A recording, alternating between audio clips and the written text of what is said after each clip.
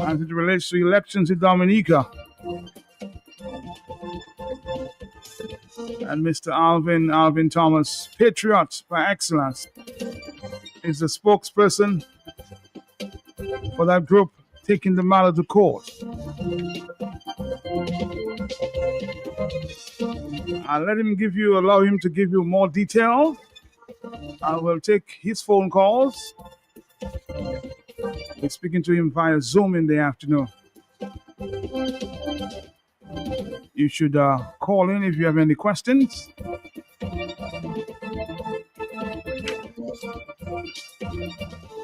If it's on the block, we'll talk about it.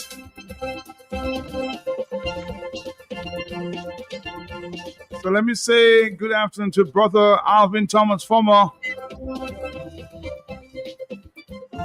official there, the former CSA, now the Dominica Public Service Union.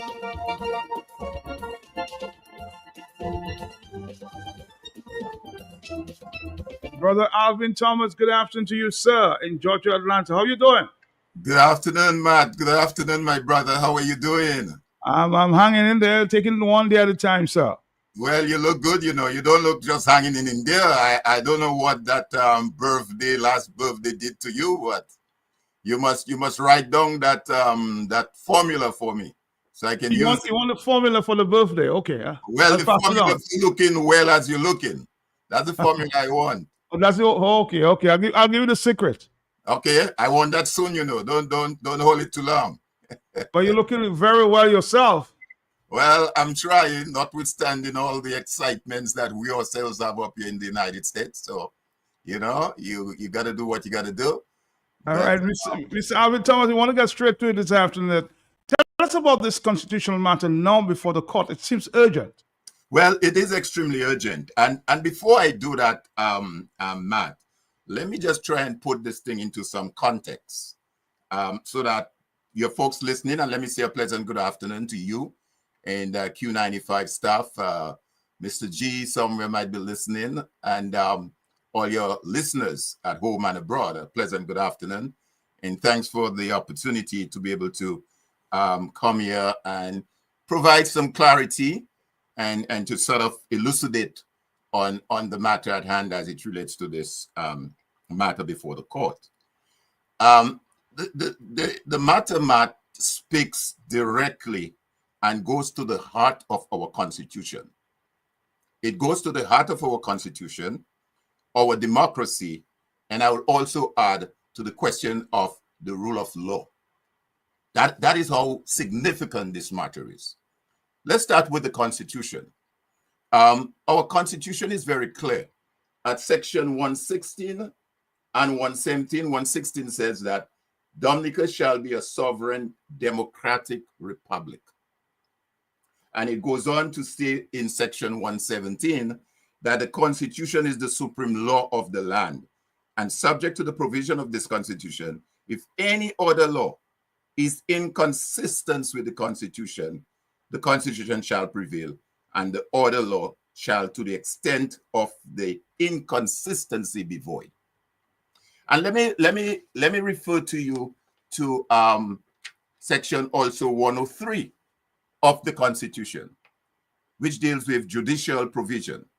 It says, subject to the provision of section 22.5, 38.6, 42.8, 57.7, and it goes on to say 115.8, 118.3, and 121.10. Any person who alleges that any provision of this Constitution, other than a provision of chapter 1 thereof, has been or is being contravened, may, if he has a relevant interest, apply to the High Court for a declaration and for a relief under this section. So it is saying clearly that the Constitution is the supreme law. And if citizens of Dominica or citizens collectively feel aggrieved that their constitutional right has been violated, they have a right to go to the courts. So what we have in fact done and presented, we have filed what is called a constitutional motion. When you say we, I just want to put it in context there. Who is the we you're talking about? Okay, there are 4 claimants to this filing. There are 4 claimants to this filing, and it represents a broad cross-section of citizens of Dominica. And the last time when I was on the program and I spoke about this particular matter, and I think I heard Lofty and Afi on your program earlier this week, let us see this thing not as merely the claimants who file, but they are filing on behalf of the people of Dominica. The Constitution starts in its very preamble, and it says, we the people. So when I speak of we, I am interpreting that to mean the citizens of Dominica. The 4 claimants have come, and they're presenting this matter on behalf of the citizens of Dominica. The fact that our Constitution has been violated insofar as it relates to the last 2 general elections, the elections of 2019 and the elections of 2022. Now, as it relates to democracy, which is one of the areas that I mentioned as well, and the rule of law, one of the defendants in this matter is Mr. Alec Lawrence, who is an attorney, okay, and who is also a commissioner on the Electoral Commission. And let me just reference for you, even before, because we issued a press statement. I'm going to go to the press statement shortly in a while, was issued, and where the case is at the matter. But let me just very quickly say to you on the question of the Constitution and democracy, what Mr. Alec Lawrence has to say in a book that was published a couple years ago titled The Constitution, the Government, and You. Under Chapter 1, which deals with the Constitution, this is what Mr. Lawrence thought then, and I would hope he still believes today. Citizens should therefore be vigilant to ensure that the government and public authority do not act in a manner which breach or undermines the Constitution. Enforcing the fundamental rights and freedom. Any person who alleges that any of his fundamental rights and freedom have been breached, is being breached, or is likely to be breached, has the right to apply to the High Court for redress, unquote. He goes on to say, the High Court has a very wide constitutional power to do whatever is just and appropriate and to ensure that one's fundamental rights and freedoms are protected. Yeah, what he says on the question of democracy, under Chapter 3, where he deals with democracy. And I would urge as many persons in Dominica, and in particular young persons, to get a copy of that book. It is worth reading. It's something that would guide us moving forward as well. The ability of Dominicans to elect the government of our choice is a very precious and important right. It must be cherished, exercised, and protected by all citizens at all times. Dominicans did not always have that right. It was only through the struggles and sacrifice of our forefathers that all adult Dominicans were eventually given the right to vote in 1951. And I just want to stress, you're quoting Mr. Alec Lawrence, senior counsel. Yes, absolutely. Who is also a commissioner on the Electoral Commission and who is also a defendant to the matter that was filed in the courts. No party should set out to win. Indeed, no party should be allowed to win an election at any cost. No matter how many lies are told, reputations ruined, crimes committed, democracy demands integrity, both in the party in government and the opposition. And finally, let me quote where he speaks at Chapter 11 on our duty as citizens. And that is the important part, because after I would have explained the press release and what is at stake here, every citizen of Dominica have a duty, a God-right duty under the Constitution to stand up and to support this matter that is presented before the courts. Here's what he says under our duty as citizens. It is the duty of every Dominican to strive to be a patriot. A patriot is a person who loves, supports, and serves his country and is prepared, if necessary, to die for it. Yeah, you hear the words, Matt? If necessary, to die for it. To die. Let me go on. Patriotism cannot be conferred upon a person, neither can it be taken away from him. Every Dominican is born with the inherent ability to be a patriot. These are the words of Alec Lawrence, Counsel Alec Lawrence. And I subscribe to it wholeheartedly. And I'm saying, therefore, that we have placed before the court on the 4th of September, we file a constitutional motion to the courts, indicating that there were some breaches to the Constitution as it relates to the two last general elections. In particular, the electors list, we believe, was unlawful. The electors list, okay? And the question of voters' ID, among other things, as well as the question of who qualifies and the qualification as subscribed in the Constitution to vote, meaning residency and domicile. So those matters were raised by way of a constitutional motion and seeking the court to issue declaration on this matter. In the normal scheme of things, the court was expected within a 4-week time frame, minimum 4-week time frame, maybe 5, to issue what is called a date for the hearing. Okay? As we speak today, we have not received a date for the hearing. So we've went ahead and we've issued what is called a certificate of urgency. And basically, a certificate of urgency is merely impressing upon the court that this matter is crucial. It's very important.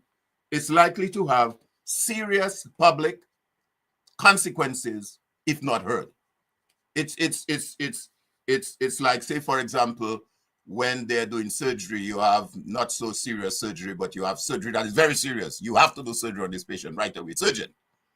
So we issued a certificate of urgency on the 30th of October, Wednesday, the 30th of October. And in doing so, we urge and call upon the courts to issue a date for the hearing so that this matter can be determined. In the pleading that were filed, the constitutional motion that were filed, we're asking for as many as 18 declarations. And as I indicated earlier, one of the very important one has to do with the electors list. To date, we have not had a response. Now, let me just say, while on that. Let me just ask you, just to put things in perspective, and that matter was filed with urgency on what date? October the 30th. The very first filing was done on the 4th of September, 2024. Okay. The urgent one. And then the 30th of October, 2024, not having received a date for the hearing, we filed what is called a certificate of urgency. And that is where there is a matter of high import that requires urgent attention. You can go ahead and file what is called a certificate of urgency. And the court now should respond as the certificate itself suggests. This is a very urgent matter. But I was about to say, Matt, one of the things I have said on previous programs, and maybe yours as well, it is not only the politicians per se that need to get flack for some of the things that are being done or where we are today. The enablers, as they say in colloquial term, si pani sutiwe pani vole. The way the system operates is that there is what you call a court administrator when a matter is filed in the court. There is a court administrator, someone charged with the responsibility to take the filing, look at it, and then go to the judge, look at the calendar, the roster, and say, Your Honor, we have this matter, and especially given the defendants in the matter, this is an extremely urgent matter. How can we get it on the calendar? And then, of course, that court administrator, of course, is supervised by the person who I believe it is the registrar, who is the overall supervisor to ensure that this matter follows through. Now, if it appears, and I use the word very cautiously, appears, that this court administrator or the administrators within the system is now taking instructions from whoever and wherever it is to not to issue a date, or to delay rather issuing a date, then that too is a very serious matter, extremely serious matter. And that is why I am saying that Dominicans must not only look at the politicians who are creating the havoc. Yes, we have to call them out, but we have to call out the persons and the administrators. Let me quote for you one more from Electoral's book as it relates to the public service, chapter 9. Hear what he says. And because we're talking here about the court administrator and the registrar, who are both public officers. Contrary to the popular belief, a minister of government has no power to employ persons on behalf of the government. If this happens, it is because the proper functionaries has improperly delegated or abdicated that duty to the minister, or is allowing the minister to dictate to him, unquote.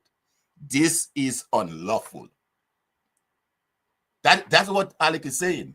So I am saying this to say that if this court administrator and the registrar and whoever that is within the system, the judicial system, are not doing what they're supposed to do by ensuring that this matter reaches the attention of the judge and to have it on the roster, then that is a very serious issue, Matt. Extremely serious issue. So this is something that as patriots, as citizens, you have a right to articulate on these matters as well. So what is the timeline you're giving these officers? You say you claim that are senior officers that has to take a decision. How much time are you giving them? How much time are you giving these officers to take an urgent step towards dealing with that matter? Well, at this stage, if you ask me, I don't think it's a question of even how much time you give them. That not even a consideration. As I said, a matter was filed on the 30th of October, a certificate of urgency. One would have expected by now that a date would be issued, that the matter would be discussed with the judge, and therefore a date would have been issued for the hearing, and say to counsel representing the claimants that, hey, we got a date for the hearing, and prepare to have the matter determined. So to answer your question, I don't even think it's a question there now of giving time. Urgency is what it entails. It's urgent. Urgency for you might not be urgency for them. Okay. While I understand what you're trying to say, but how urgent it's urgent for them? That's the question. Well, again, Mark, this is where I am here doing what I'm doing in terms of educating and informing the public of what's going on. Because at the end of the day, if we as citizens, as patriots, as Lawrence referred to, do not get up and take action and do what needs to be done and apply pressure at every level where pressure needs to be applied, then we will continue just talking. But we need to talk and walk. We got to talk and act. We got to walk and chew gum at the same time.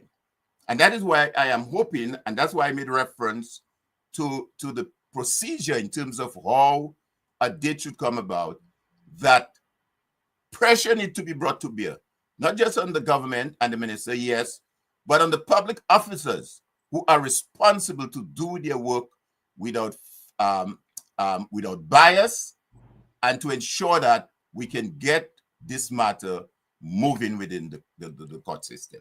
You say it's urgent, Mr. Thomas. You say it's urgent. How urgent is urgent for you, and when do you expect? Give a timeline. When do you expect, some response from the authorities there? I'm hoping that I would have gotten a response yesterday, if you ask me. Today, on this certificate of urgency. Yes, granted, it was issued on the 30th of November. The 31st was a work day. October. October. The 31st was a work day. The 1st was a work day. The 2nd was a work day. Then, yes, we had the 3rd and the 4th being holidays. Today's the 8th. Today's Friday the 8th. We had Wednesday, Thursday, Friday. So clearly, if this matter, when it got to the desk of the registrar, administrator or the registrar, should have recognized, hey, we had this matter filed on the 4th of September. Look, we just had issued a certificate of urgency. This is a matter that is urgent. Let's go ahead and get it on the judge's calendar and go ahead and issue a date for a hearing. So the point remains, I heard your colors so many times. People call on the program, and both from in Dominica and out of Dominica. At the end of the day, if we don't take action, Matt, if we don't take that word you call action, then we might find ourselves in some very, very serious problems down the road. I have had several times to refer to the CCJ's report when I come on your program and other programs. And the CCJ made reference to just that same fact. They've said at section 77 of their report, which was issued in 2022, moreover, without such free and fair elections, the preambular value of the creation and maintenance of and respect for lawfully constituted authority would be fatally undermined. And here's what they ended up by saying in that section. The consequences of such a denial, that a reflection on Caribbean history demonstrates, includes loss of legitimacy, public unrest, and even revolt. So they are basically saying that, look, if the government do not do what is necessary and required to be done, and persons in the society, persons who have influence, if I may use that word, do not speak up, speak to the right people, say the right thing, there is a possibility of unrest and revolt. And Lawrence himself said in his book that a patriot must be prepared to die for his country. Very serious words there. I'm going to take a break, Alvin, and give you another 5 minutes. We'll take a few phone calls and we'll wrap it up for the afternoon. But very, very interesting. I'm hoping that the civil servants, you said, the senior civil servants get some response, or we get a response there from the court on this matter. Stick around, Mr. Thomas. Stick around. And if you want to call, that was the right time to call. 449-3095, 449-3096, 449-3097. It's a matter of urgency. The matter now before the court. So feel free to ask a question, make a comment during this time. Stand by, Mr. Thomas. Stand by. Maybe some questions will come up. Stick around. Sure. Attention homeowners, contractors, tradesmen, and all. Here's great news from Eaststar Trading Limited. Just received a wide range of German premium quality power tools, vacuum cleaners, cement mixers, power wash machines, and more. And grass cutters at only $595. Visit our showroom opposite of the supermarket on the bayfront for world-class Ronix power tools, wipers, power car wash, spray guns, and many more items. All at 220 volts to 50 hertz, and all at affordable prices. Eaststar Trading Limited, making a difference for you.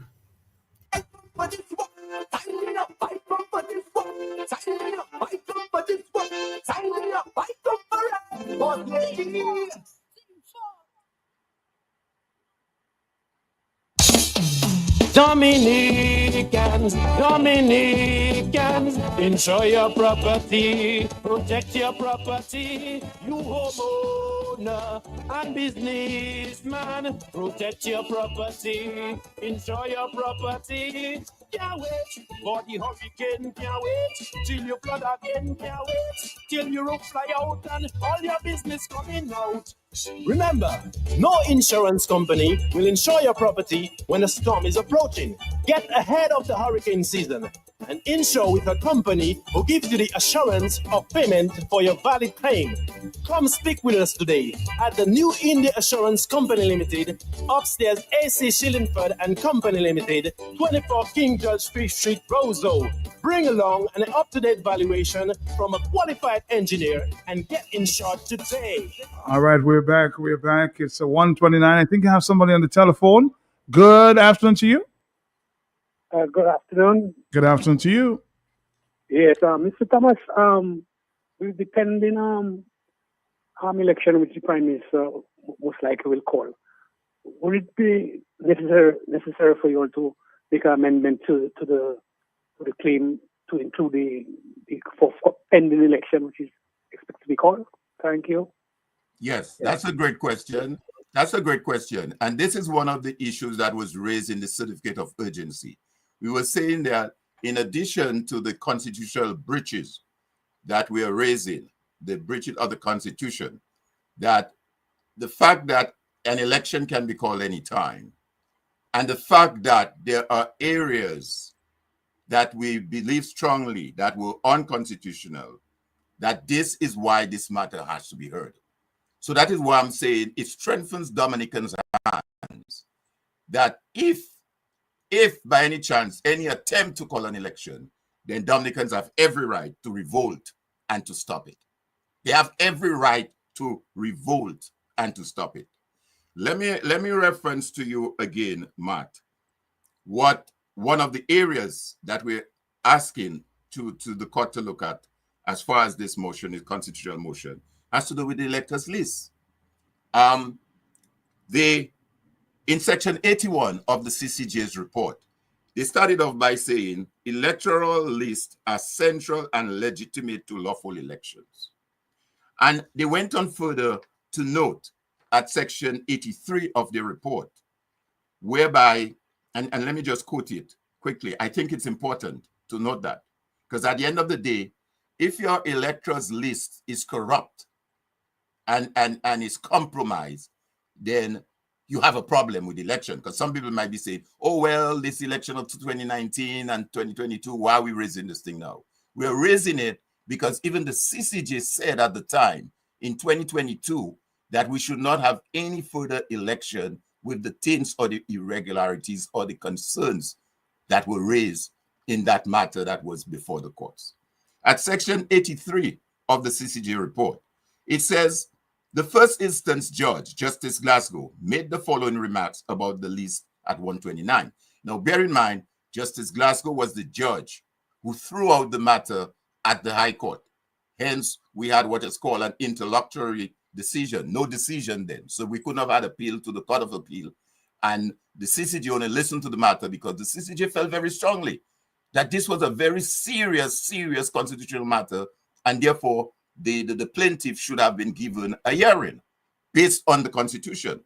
Section 17 of the Registration Act states that the revised list and the supplementary register shall constitute the register of electors for the respective polling district and shall be used as the register for any election.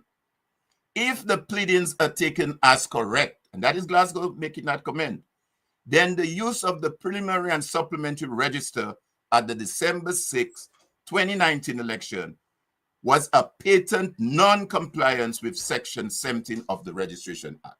So he's basically saying that if what these guys are saying is true, the list that was used is in violation of Section 17 of the Act.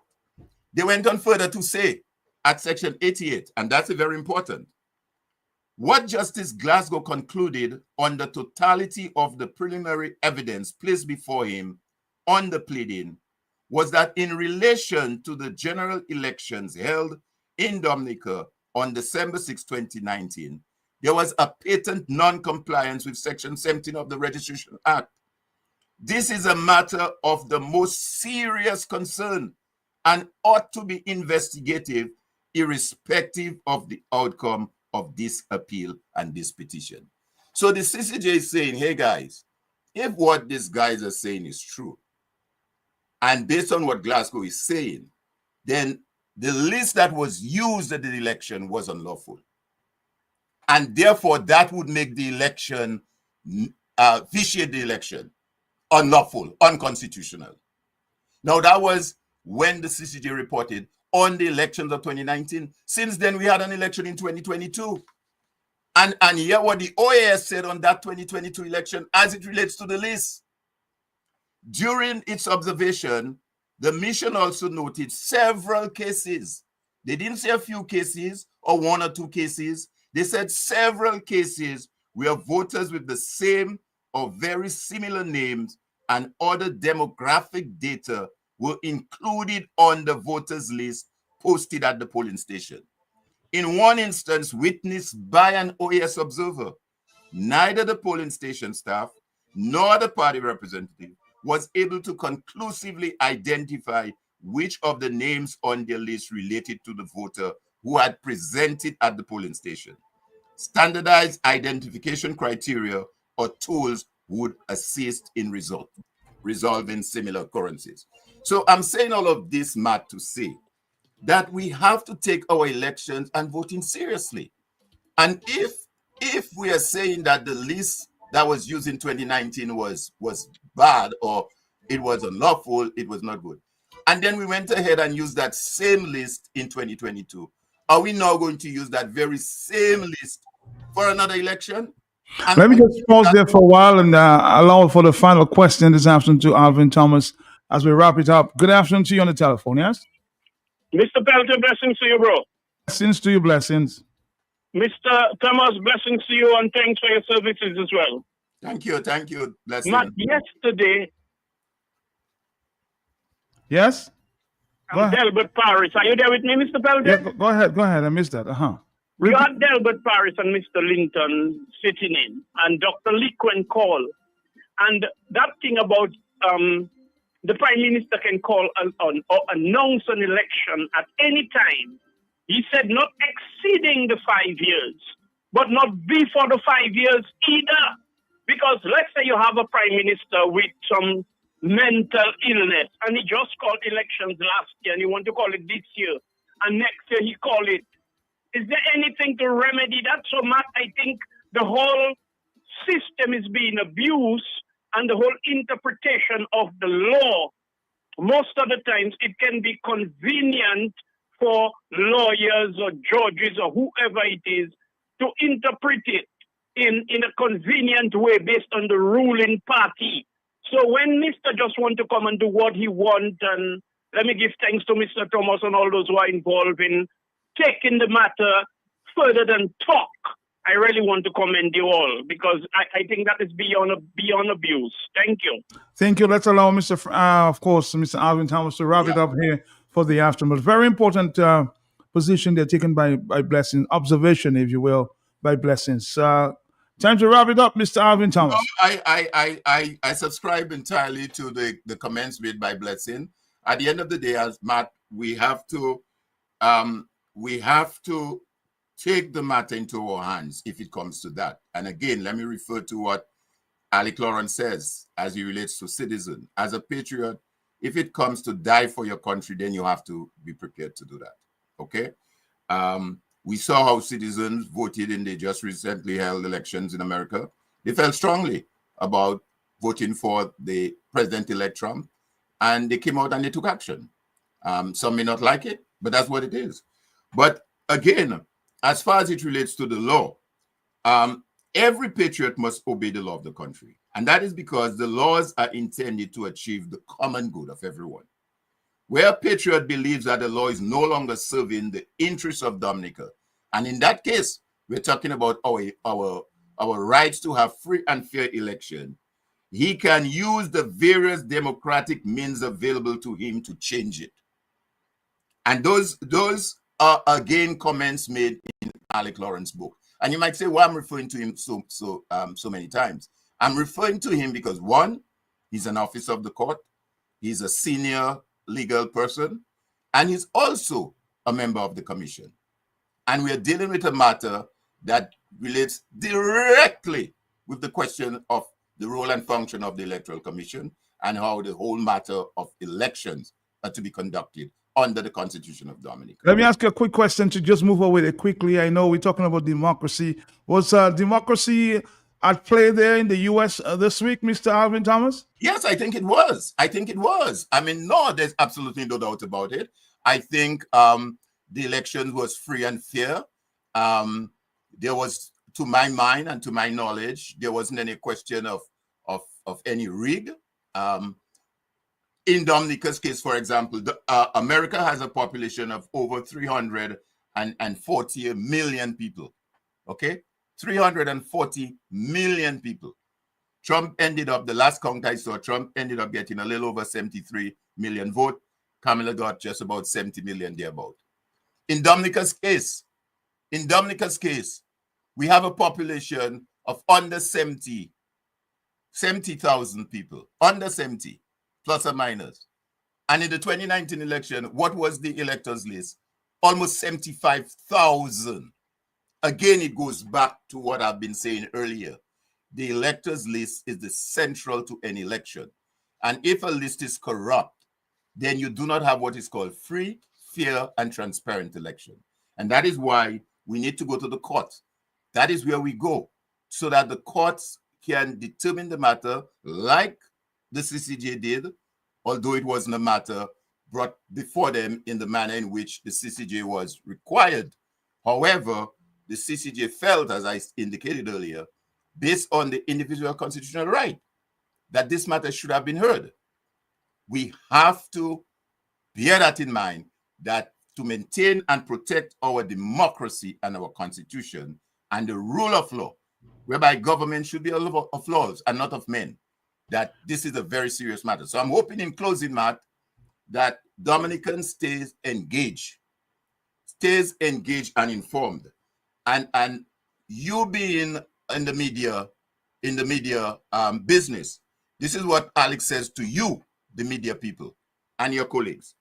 A free, objective, and vigilant media is also important to inform the public of the activities of the government, to allow the public to criticize the government, and to ensure against government excesses. And Well, let me ask you a question in that regard. Do you think that the media in Dominica is free? Are you there, Mr. Thomas? Yes, I'm there. Do you think the media in Dominica is free? Well, we might need another program to find a definition of free in the real sense of the word. Oh, free and fair. That's a question again. Free and fair. It may be free but not fair, because, as you know, I'm on your program today, and I'm sure I may not get that same privilege to be on the other programs, the other stations, put it that way. You know, an informed public is essential for a proper function in democracy.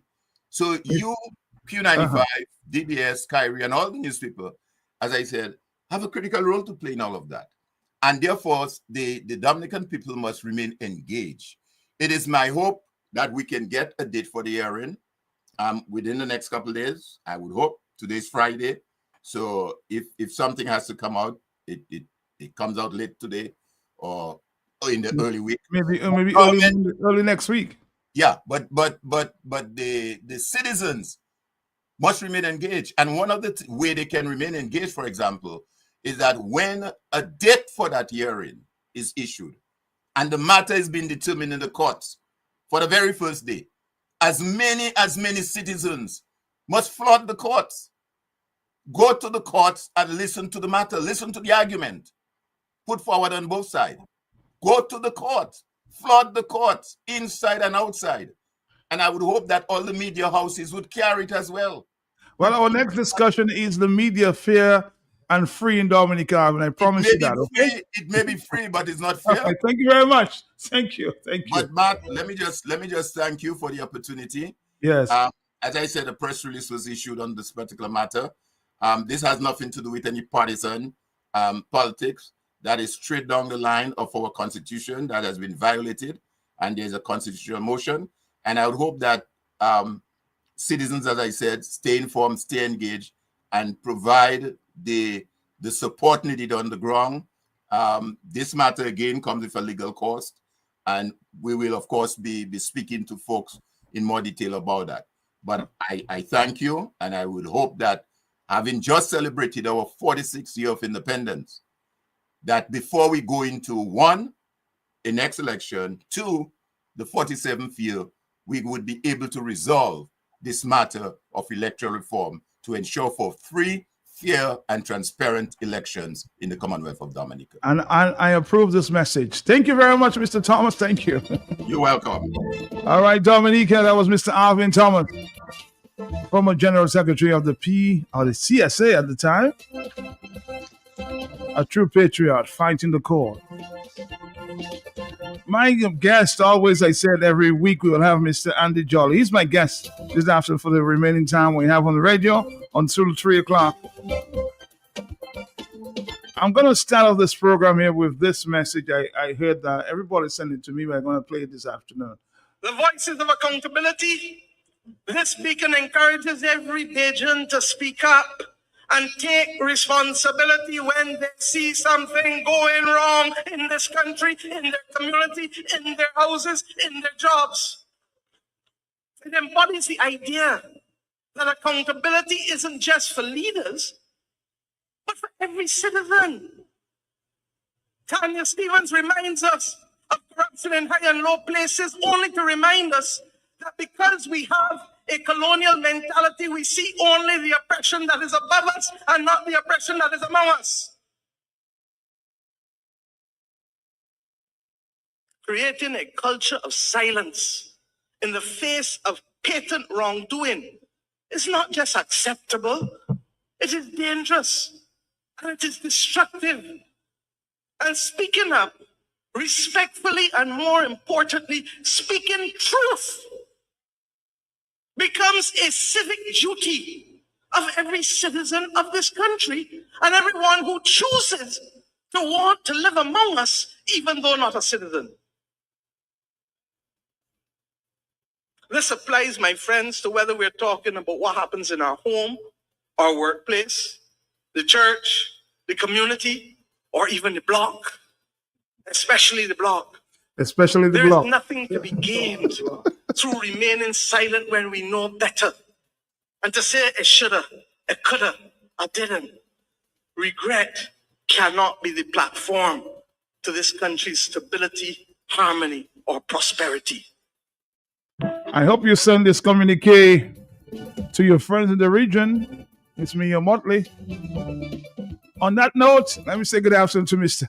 Andy Jolly. You approve this message, right, Andy? hold on. Yeah. You know, Matt, it's a good message. It's a good message that's out there. You know, especially mention the on the block as well. And since we didn't talk on the block, it applies here. You know, and it's nice that we can come here and exchange ideas, speak the truth. And but Matt, I have to tell you, remember, the truth is different for different people. It's all about perspective a little bit. So so we have to know politicians probably speak a different truth than the other people, you know. That's very true. So you have to take everything with a little grain of salt when somebody tells you when I'm speaking the truth. So they say politics make strange bedfellows. Huh? That's right. That's very right. But good afternoon, everybody out there. It's good to be back. You know, always a pleasure to stop by and visit with Matt and you know, answer some of the tough questions and have some conversation, you know, and see what you know. We gotta have conversation about things and see how we can solve some of the problems. So, you know, Matt, let's get into it. What's going on today? Friday. Let's get into it. Let's before we I see the telephones already going. The telephone's always going at and on the. I think talk on the block. You know, I think you need to hire an assistant for the telephones. They always go. Hello, talk to me quickly there. Hello, yes. Good afternoon to you, Matt. Good afternoon to you, sir. Yes, good afternoon. Good afternoon. Your listener. Yes, sir. Matt, I think Mia Motley is an excellent speaker. I have a lot of respect for the lady. I love listening to her speeches on the international stage. But ever since she had that last speech at the United Nations, and I listened to her, you know, with great admiration, I wonder sometimes why is it that her speeches on the international stage sound so excellent, and yet we hear nothing from her on the regional or the CARICOM level with regard to exactly what she's addressing today. Yeah? You say she should speak to her colleagues. Right. What she's addressing today, she should say that at a CARICOM meeting and lash hard at the CARICOM meeting just as she does on the international stage. I'm very disappointed that she doesn't do that. She needs to start doing that on the regional level, my boy. All right. I get the message. Thank you. We mentioned Mayor Motley last time that we were here. Mm-hmm. But Matt, I think what a lot of people in Dominica need to realize, a lot of the things that do happen and people speak to them, we're a very small country. We have under 70,000 people. We don't have a vibrant economy. We're a little dot on the big map of the globe of the world. We have to understand that we're not very important to a lot of people. I think if we were like a bigger country, maybe like one of the countries that has oil, or probably we had some sort of natural resource, gold, some diamond or something. Some diamond, some gold, that we had lying down here, I think more people would be looking at us. But really and truly, we have very little to show. I mean, we have a poor economy. And people see us as a nobody, but I think we have one resource that maybe the next World War, they say we will be fighting over water. Well, that's true, and I agree with that. But it has not arrived yet, so we are not important as yet. But I think a lot of they call it black gold. Black gold, yes, that's right, and it's underneath us right now. I think a lot of the regional people out there know what Mr. Scarrett is doing. I think a lot of people out there know what's going on in Dominica. I think a lot of their representatives see what's going on. But so why they remain silent? There's also this idea. We're Caribbean people, Matt. I mean, your neighbor's having a problem at their house. You don't go over there and solve it. Do your own thing by yourself. So we get ignored because it's like, let them solve their problems. A lot of the world has bigger problems than Dominica right now, and we tend to get ignored by all the leaders of the world. But do you think we should help our neighbors out? Well, we as I said, we're in a lesser position than them. So I mean, who needs help probably more than Dominica out there? I mean, Dominica makes, I wouldn't say bad news, but Dominica makes the news more regularly than anybody else out there. When we have people that get caught with our passports for the wrong reason, when we have people that get caught with our passports, when we got people that are doing things that are unjust to people, when we have politicians that are probably spending or misusing funds, that's from Dominica. People see us as little villains. They see us as an island of, look, man, just leave them over there by themselves. Don't worry about them. These are just their own people are taking advantage of them. They don't worry. So why would a regional leader, former Prime Minister St. Lucia, say, well, this is the country that everybody laughs at? I mean, why would he say that? Well, because we've made a laughing stock at ourselves. We used to be, Matt, the top dog. Dominica used to be well respected, well revered. I mean, you remember in the days when Dame Eugenia Charles went across and tried to get help when they were taking over, Grenada? Yes. And she was welcomed right into the White House. And the Iron Lady. The Iron Lady. She was regarded as the Iron Lady. I mean, what do we have now? Where have we arrived? We are at a state where we were first, and now we're very close to last, if not last. I think the former Minister of Government said we are last in everything, Mr. Reginald Oswald. Well, he may be right, and he's a well-educated man. He's a very well-educated man. So people are laughing at us because they've seen us go from Iron Lady to here we are being the laughing stock of the community. So yes. People are looking. They're not going to tell you anything.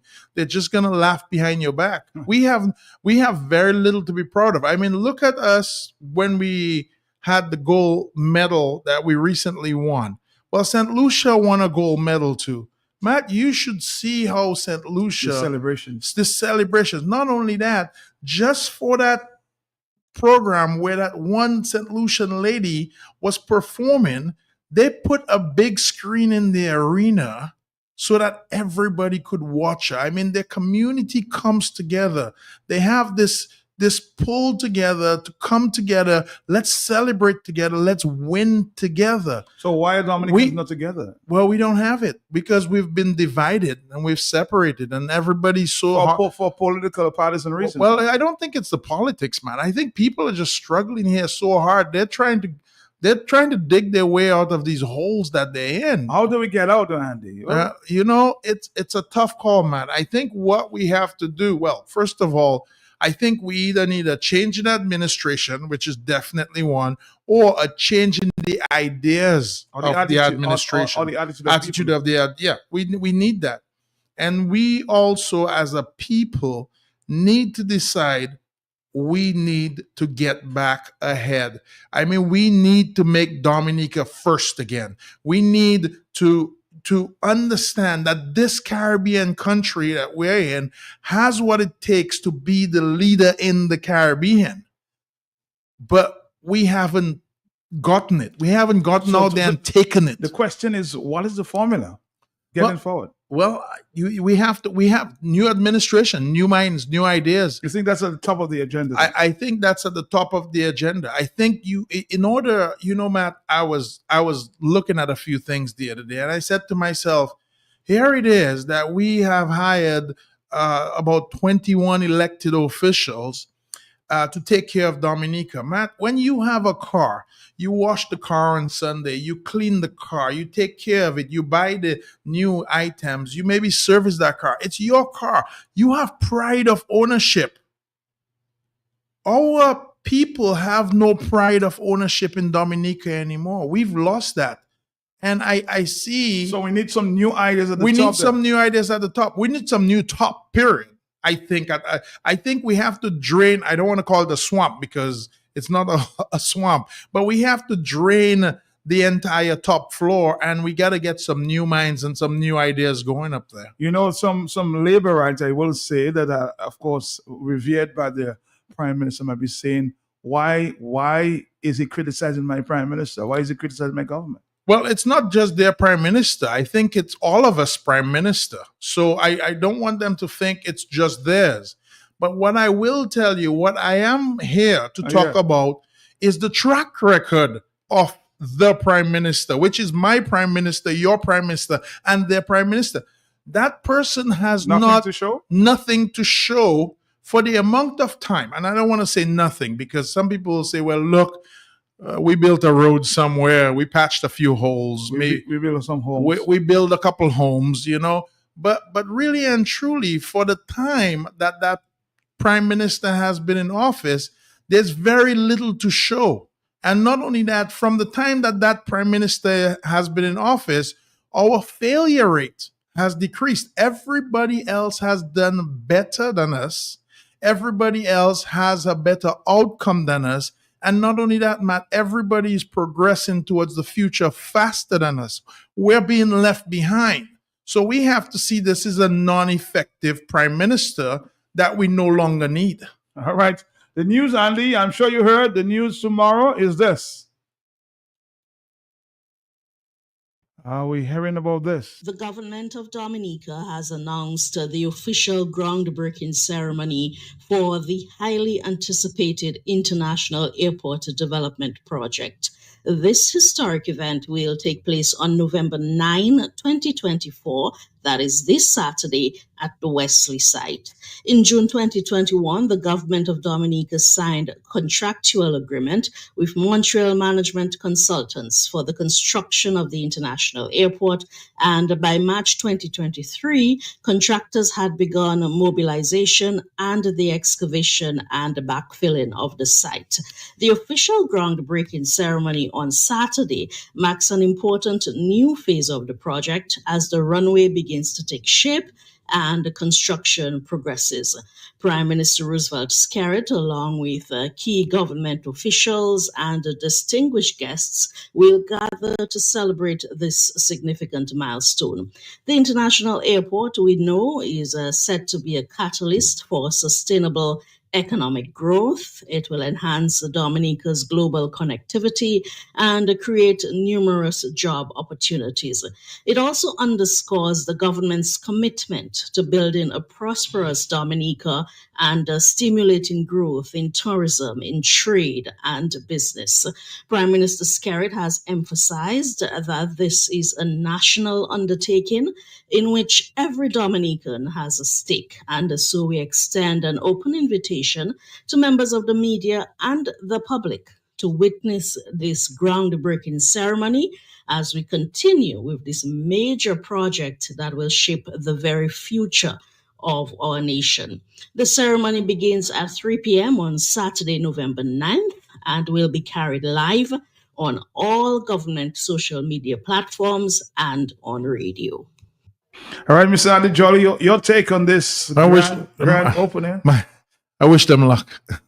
I don't know what to say. I mean, here it is that we are doing a groundbreaking for something that, I mean, how long this project started? What, 3 years ago? 4 years. 4 years ago we're into this project. There's a new vibe going on. No, we're talking about the start of the airstrip. That's what they're celebrating. Matt, but here it is that we're starting off the airstrip, right?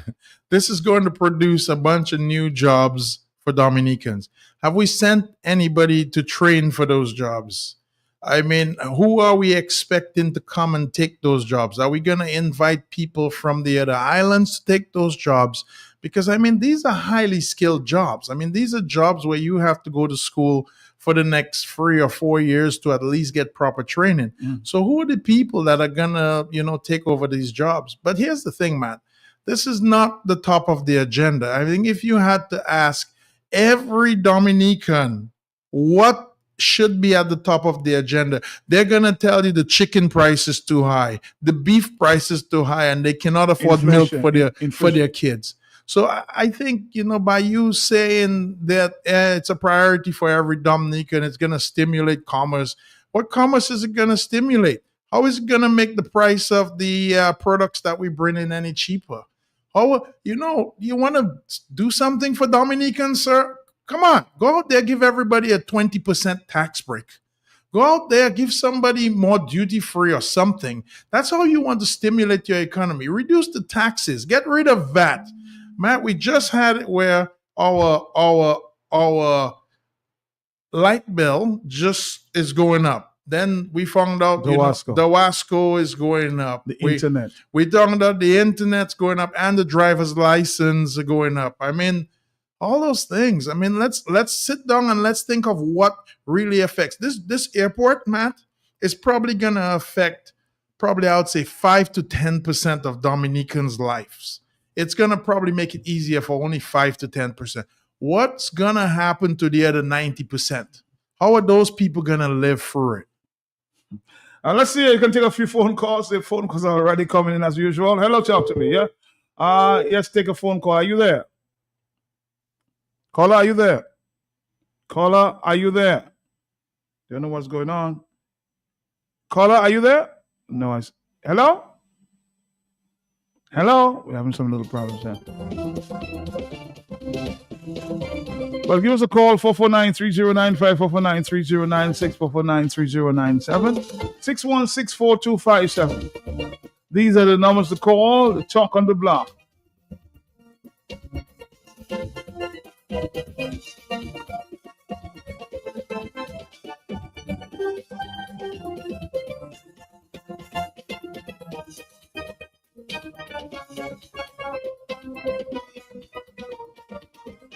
Yes, I think whatever problem it was. Hello, on the telephone. Are you there?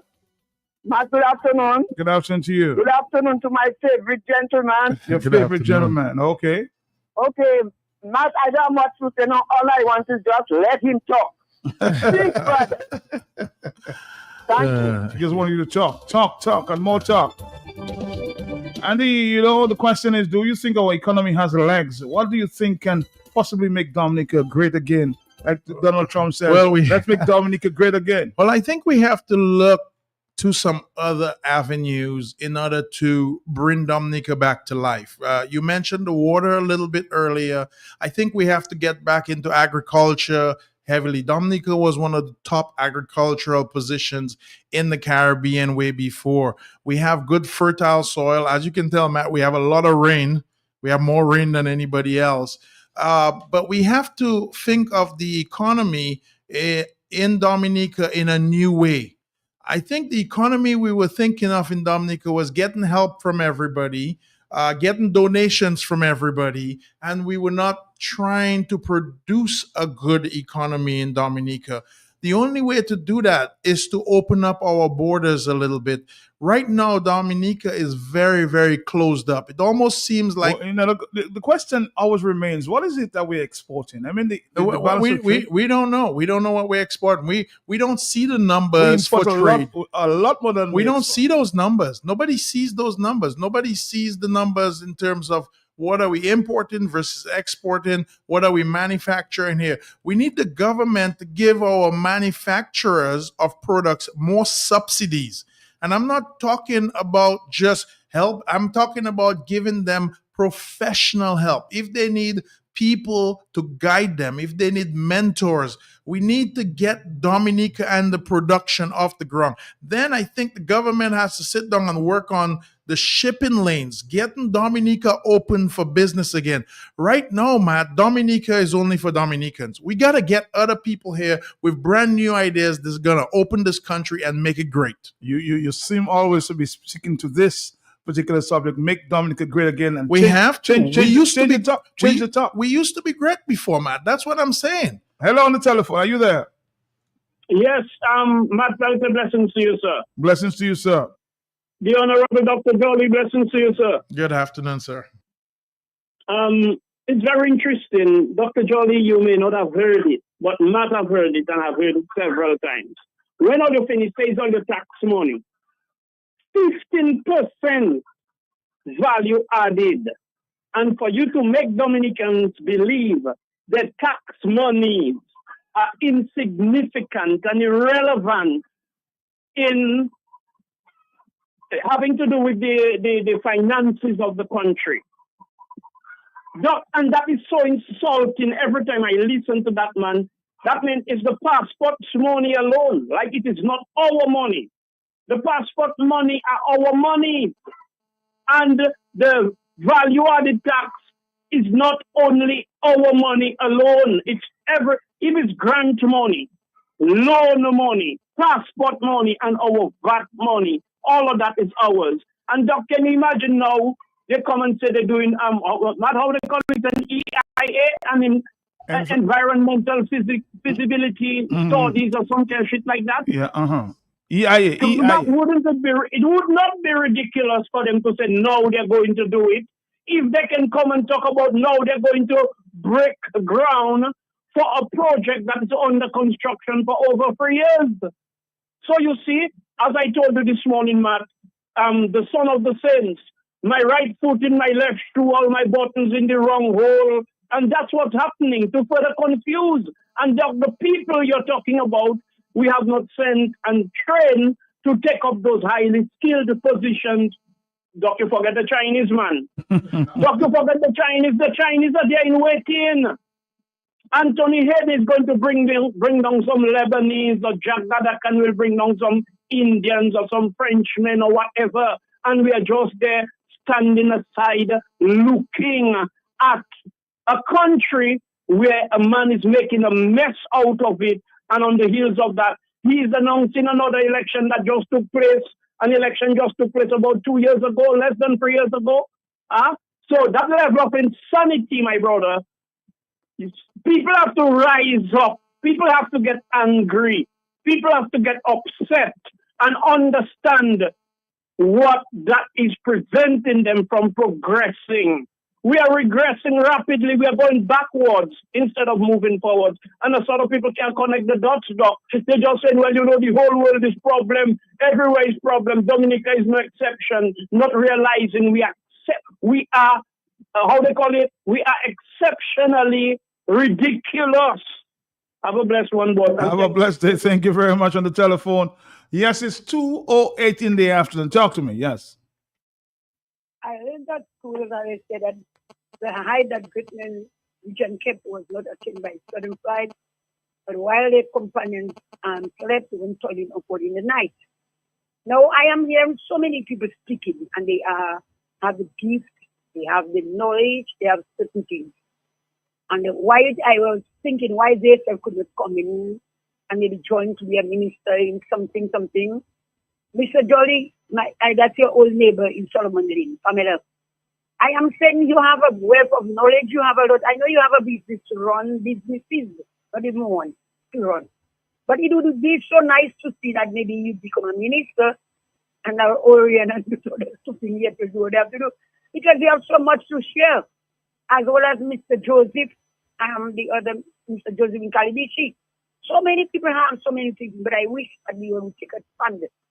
Maybe that would be a better move. Thank you very much. All right, Andy, some people that keep suggesting that you should, if you can't beat them, you say join them. That's basically. Well, there is room. There's the ideas that move ahead. But Matt, it really doesn't matter how we look at things or who's on board. But we also have some issues where we're actually very, I would say, happy or content with where we're going. We don't look like we're making. You think so? I think so. I don't think we're making any moves in the right direction. Every time I think, hey, let's talk about this, there's a direction that we're hoping for a direction change, but we're not seeing any directional changes. You've been on this radio almost a year or two, and we haven't gotten. Nobody's approached you on that? We haven't gotten it. And you know what?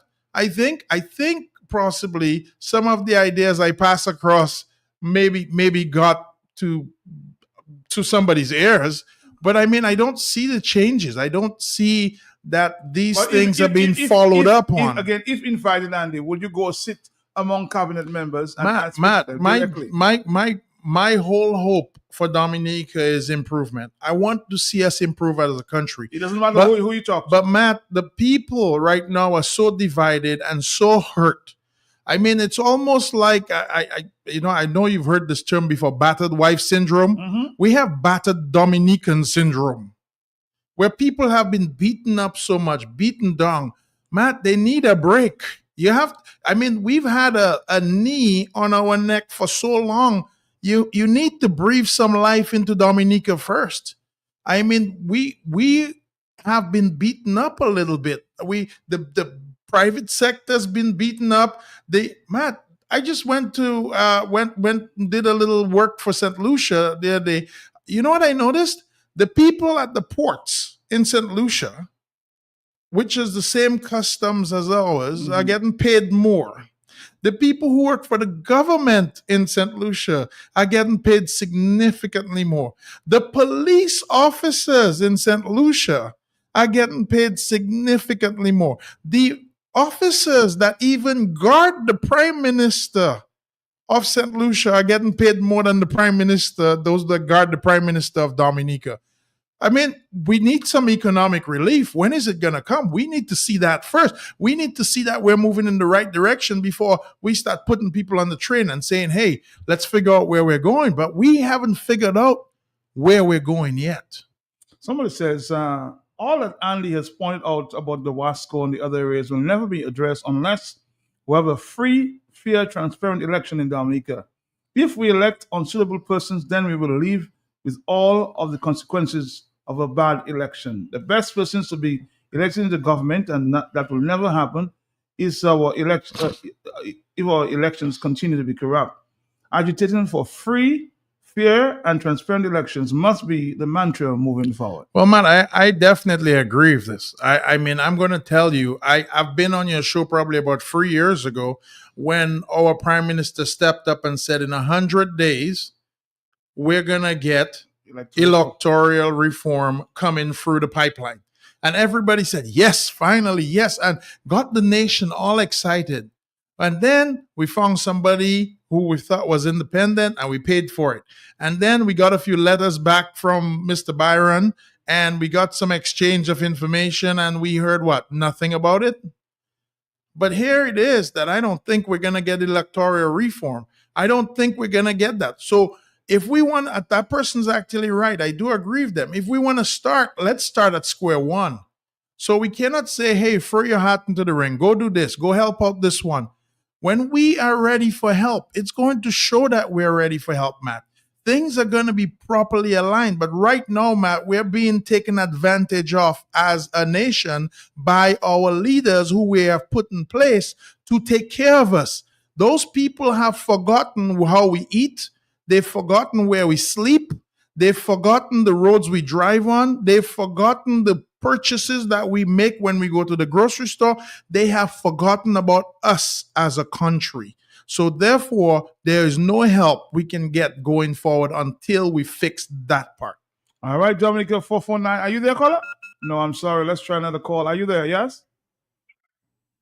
Yeah, good afternoon. Good afternoon, Dominica. Good afternoon, St. Joseph. Good afternoon, Mr. Andy. Good afternoon. God bless you, Mato. Mr. Andy, I want an advice from you. I want to clear my mind. Dominicans don't need to clear their mind, but I want to get around, and I like to talk to professionals, especially people like you. What would you say to the opposition? Would you want them to participate in the election or stay away from the election? I would like your advice. Your opinion? Yeah, your opinion on that. Secondly, you are a businessman. All these people you've seen in Dominica, even them people in the hotel in Dominica, they're still not employing people. You is a man that have over 60,000 employees. So you know about employing people. Half of Dominica, you can employ them. Would you see election, the ability to vote and putting people in the right position to work is part of a developing nation? Especially like people like you, if you were to employ people to put them in position, the right to vote to put people in position to move a country, is it not part, even more important to me to have that than an international airport? God bless you. Thank you. I don't know which question to answer first. Well, good afternoon to St. Joseph. You know, Matt, I found out St. Joseph is the poorest community in Dominica. It used to be one of the richest. It used to be one of the richest. I remember when more independent, like Salisbury. I remember jumping on the truck with my uncle and going up to the country to do bananas with my uncle and seeing the line of traffic waiting for gas in the morning, the guys jumping on the truck and everything.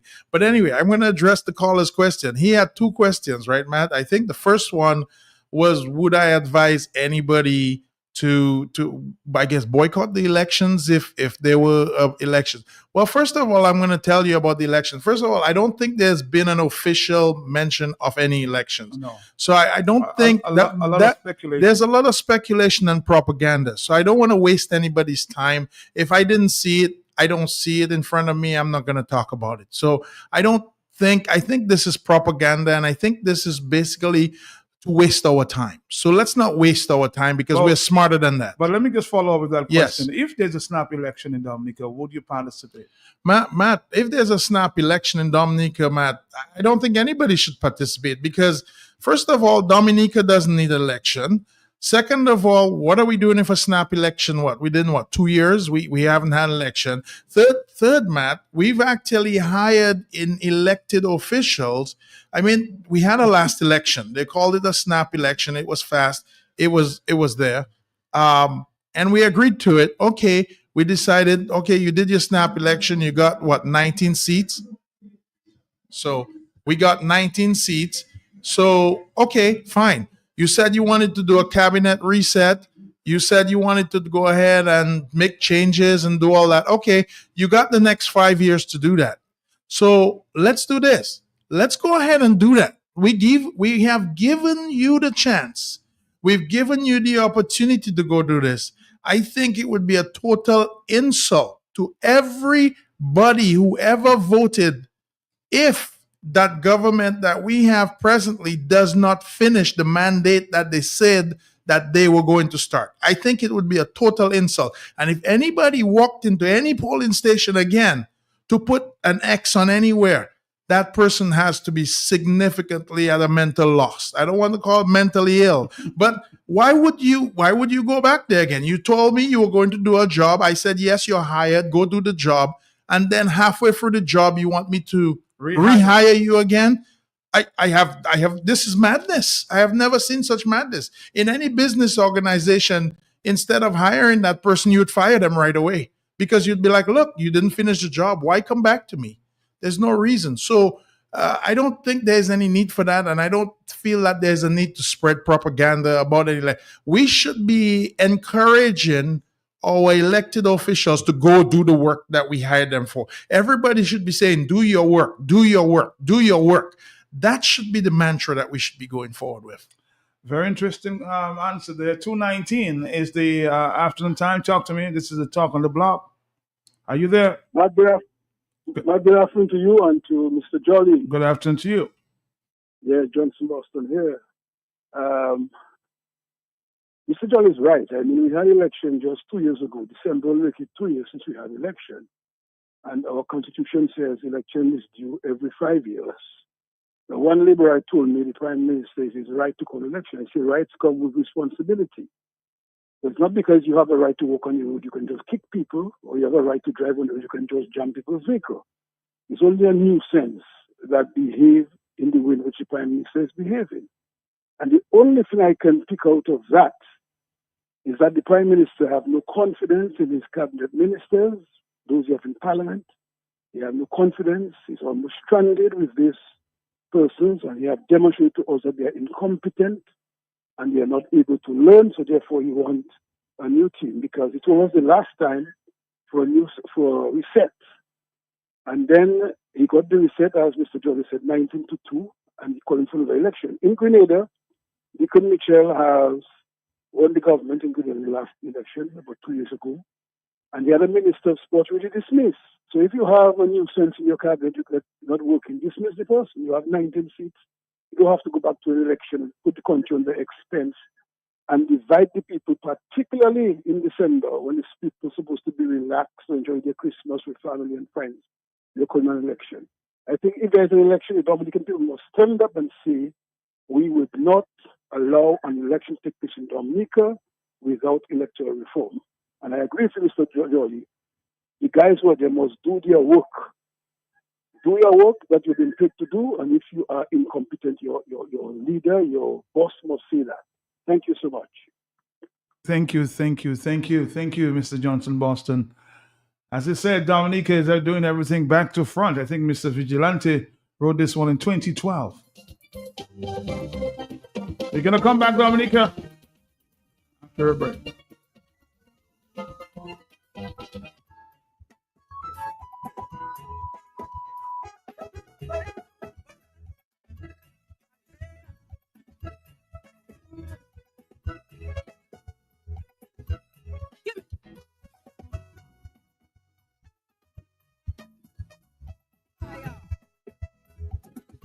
This neighbor of mine tell me all the time that I would do fine in Parliament.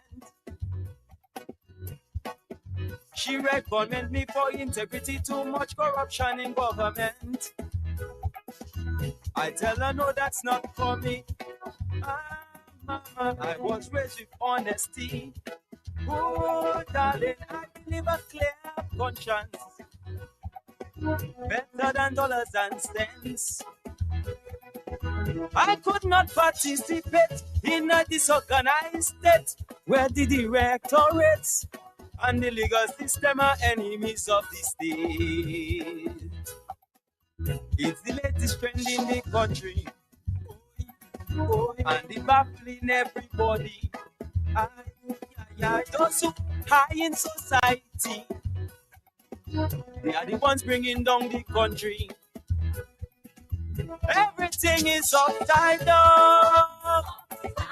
Everything is back to front. And if I didn't know better, I would swear it's good working in Dominica. Everything is inside out. Everything is back to front. And if I didn't know better, between you and me, partner, I would swear that is what the politicians them want.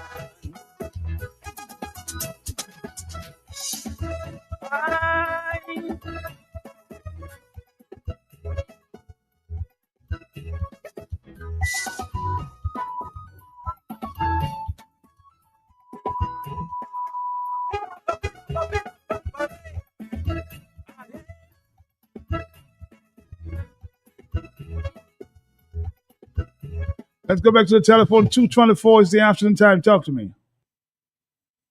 Hello? Hello? Nobody home. But the Bible predicts this. Expect corruption, abomination, look out for the mark of the beast. What used to be wrong before, oh, mama, today not wrong anymore. Politics gone overboard. Man in maternity ward. I could not participate in a disorganized state where man cannot debate, and the leaders trying to unite people with hate. It's the latest trend in the country, and it's baffling everybody. Let's take a few, of course, voice notes. If people are sending their voice notes, let's see if we can listen to a few here. And this time it's 2:25. Yes? Good afternoon, Matt, and good afternoon, Andy. This is Boots on the Ground. I think this is what the people need to do to put their boots on the ground. You see, the truth of it is, right now, if the government give the people proper electoral reform that will suit the people of Dominica, it doesn't take long after they could call an election. With proper electoral reform. Other than that, when you hear election call, boots and foot and dirty shoes and sneakers and everything must be on the ground. That's my position. All right, so we have another message here. another voice note. Hey, man, I know I just got off the program, but I'm listening to Andy, and I agree. I agree 100% with some of the things that Andy is saying, if not all of what he's saying, to be honest with you. But again, Matt, I think where we are now and where Dominica is, we have to get our elections right. I mean, if I may use the U.S. as an example, the American citizens who were complaining, you had an election and they were complaining. They said, boy, inflation was killing them. Although Biden was saying the economy was good, blah, blah, blah, Americans felt that their pocketbook was being affected, okay? And there are issues as it relates to the border. There was issue as it relates to abortion. There was issue as it relates to, you name it, all sorts of issue, economy, all sorts of issue. But guess what?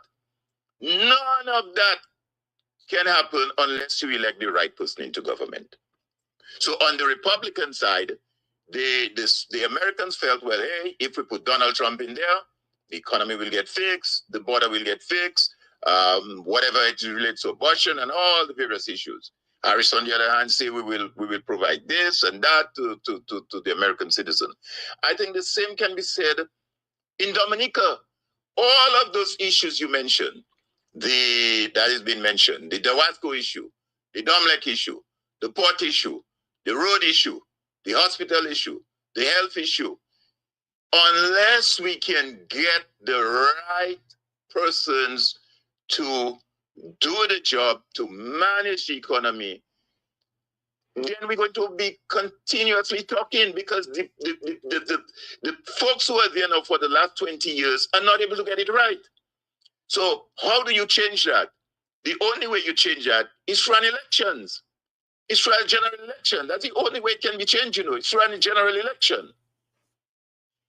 And if now your process or your electoral process to elect persons to office, to government is rigged, and you can get one, you don't get the best coming forward. Two, the best who comes forward, their votes have been rigged in the process, then we have a serious problem. So it seems to me the fundamental issue that has to be addressed by any means necessary is to ensure that we have our electoral process regularized so that there can be free, fair, and transparent election. And we get the best people going up, and we know there's a possibility that the best people will get elected to office. Until we can get that right, we can talk today till doomsday. Until we can get that election and the electoral process right, nothing else is going to fix. At the end of the day, election has consequences. The wrong people are elected, we end up with what we have now in Dominica.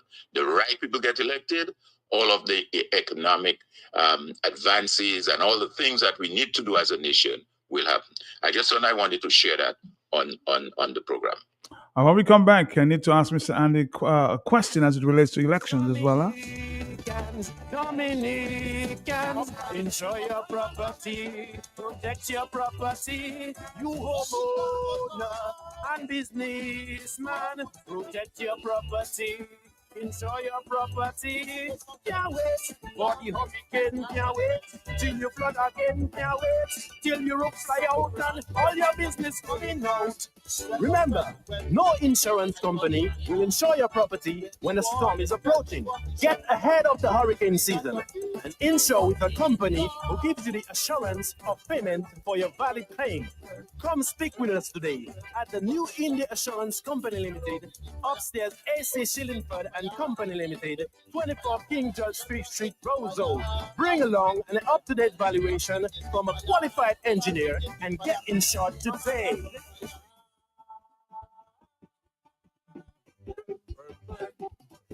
Attention homeowners, contractors, tradesmen, and all.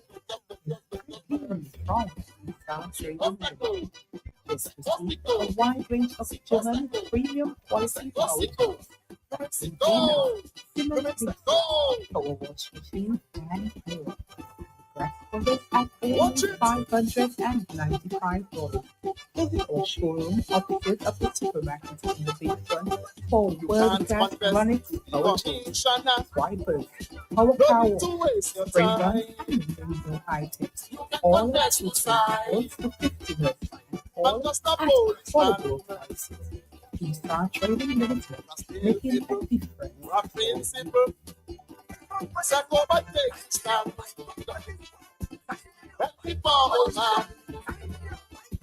Just it's nice in your heart.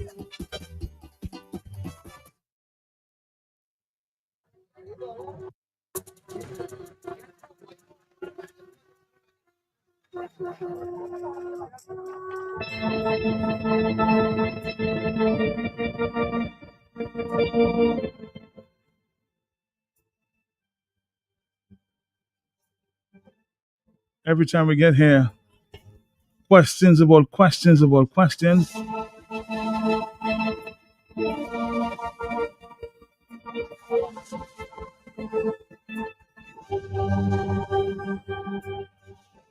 I was something that bothers me, Andy. I mean, we're going to talk about election. You said, well, if somebody's elected, give them 5 years. Well, we offered to give them, if they're elected, Give them 5 years. But and they have, if they're not provided, if they're not performing, then what happens? well, there's two different things we're talking about here, Matt. We're talking about, first of all, we've elected people in Dominica, and lawfully they are supposed to go up, do the work for 5 years, come back, and the report card that they've shown or what they've done or the accomplishments that they have, they should be able to boast it after the 5 years and said, look at how good I did for the last 5 years, or whatever time period. You should elect me again so I can do more or continue what I've been doing. But if they are not doing good, by all means, you're welcome to go ahead and elect somebody else.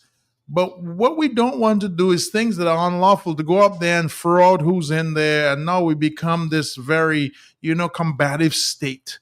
This is not something that we want to do. But Matt, the problem with elected officials is once they're in there, whether they're doing good or they're doing bad, you're almost stuck with them until another election is called. So the whole idea is you just have to sit this one out and wait. If we made a bad decision, we almost have to stand by that bad decision. There's not any other means that we can use. We have to be very thoughtful when we elect officials to make sure that we get the correct people. This is why I tell so many people, your vote is very important. You should think about it. This is something that you're making a decision for the next for 5 years that that person is going to make your life or improve your life, get it significantly better than it was. So we should really not take it lightly. Well, I understand your point, but I'm saying if they're not performing, say, in the first 2 years, what do? You do nothing. You sit and you wait. You let them stay here until 5 But years? you have no, I mean, constitutionally, if you are not, as I said, like, And the country suffer as a result? well, you know, Matt, there's not much that you can do. I mean, there's really not much you can do. Anything you do other than that, you become one of those states that that doesn't really subscribe to the democratic process. Does that make sense?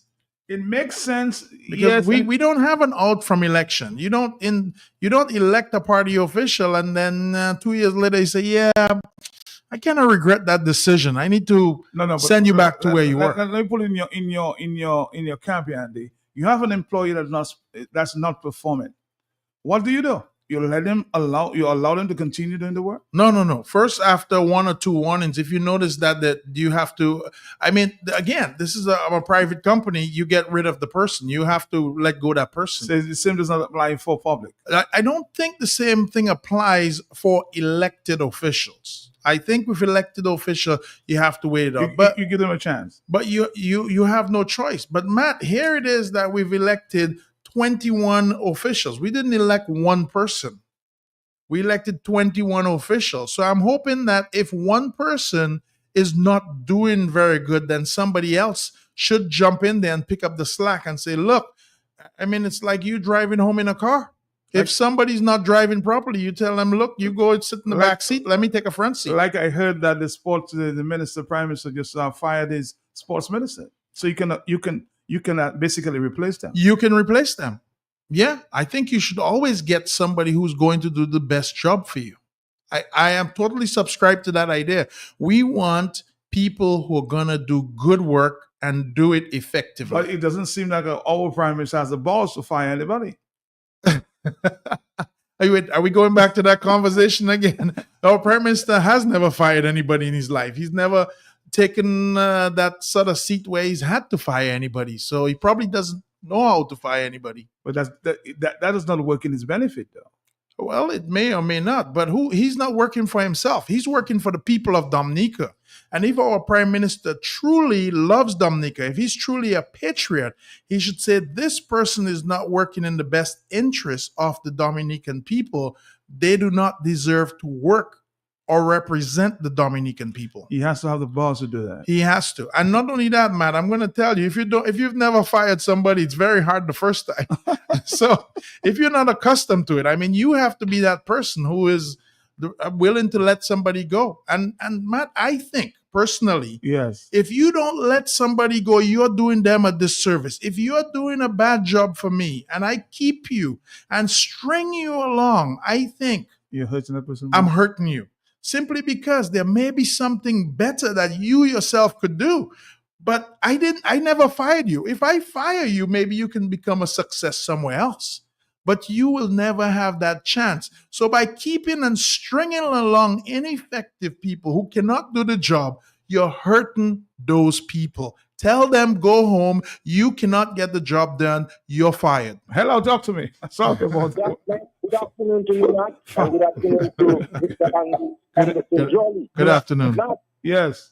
We need to stop talking about elections in Dominica, Matt. Because elections is something you hold in places where you have a democracy existing. In Dominica, our reality is not a democracy. So when we're talking about change of government by election, Matt, that is an impossibility in Dominica. That is a no-no. And anytime we want to continue along that track, Matt, we're just going to be talking, listening to ourselves, making sure our nice grammar song good to ourselves, and we're talking about the need for electoral reform and the need to have free and fair election and the right for people to govern themselves and all of those nice things while we sit down under a dictator that decides that he will not leave power by no way. Okay? So the only how you take out dictators is not by election. Dictators are not taken out of office or power by election. Dictators are taken out of office by force. And that is what Dominicans need to understand right now. That even if we get, that is something I told you many times, we could get the best set of electoral reform laws under Skerrit. And he decides he's not implementing any one of them. That is what he's going to do, because right now, as it stands, we have sufficient laws that would give us decent election. What is Mr. Skerrit doing? He's disregarding all of the current laws that we have. So what tells us that when he makes the new electoral reform laws, he's going to uphold them, when he's accustomed of disregarding all our even current electoral laws, Matt. So that's a dictator. We cannot now in this day and age be talking about elections to remove Skerrit dictator. We have to be talking about removing Mr. by any force, by any course necessary, by any means necessary, even by force. That is where we are in Dominica right now. Because it is clear that we are not and we will never get electoral reform under Roosevelt Skerrit. You heard Senator Parrish yesterday on your program. He's in Parliament. Up till now, they haven't gotten any papers indicating that they're going to be dealing with electoral reform anytime soon. So we are joking here in Dominica. We know what is before us, and we still continue to talk about election and all those nice things to sound pretty. And Skerrit does just smiling and laughing at us because, you know, the only way he can come out there and his will is by force. And he's sitting down there talking about and hoping we'll get electoral reform. It will not happen past it. Electoral reform. It will never, ever happen under Roosevelt Skerrit. We have to remove him, root him out of there, and then get an interim government with the mandate to prepare the country for elections within a specific period of time. And then once we have an elected government, because again, we can have a decency of a semblance of fair election under our current laws, but Skerrit hadn't got to be involved. So once we have an interim government to oversee that force, and then we have a properly elected government with a proper opposition, then we will start to talk about electoral reform laws in Parliament. But to be talking about that now under Skerrit, when we have the example before us time and time again that we're not going to get it. But so Brian, again, finally, Brian, you don't think that the people of Dominica will get electoral reform based on your argument here? Mark, it is impossible for them to get electoral reform under Roosevelt Skerrit. Impossible, my brother. All right, thank you very much.